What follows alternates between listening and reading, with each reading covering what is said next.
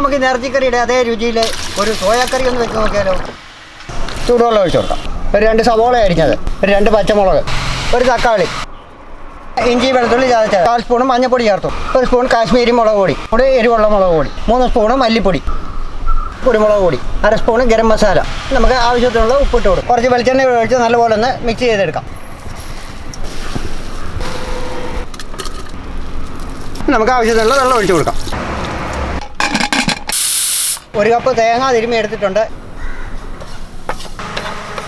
നമുക്ക് കുറച്ച് വെളിച്ചെണ്ണ ഒഴിച്ചു കൊടുക്കും. ഒരു 1/4 കപ്പ് ചുവന്നുള്ളി അരിഞ്ഞ് ഇട്ട് കൊടുക്കും. കുറച്ച് ഇഞ്ചി വെളുത്തുള്ളി ചതച്ച ഇട്ട് കൊടുക്കും. ഒരു 3 പച്ചമുളക് കീറിയ കൂടെ,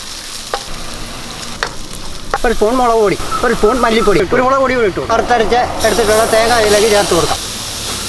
വേവിച്ച് വെച്ചിരിക്കുന്ന സോയ ഇതിലേക്ക് ഒഴിച്ചു കൊടുക്കും.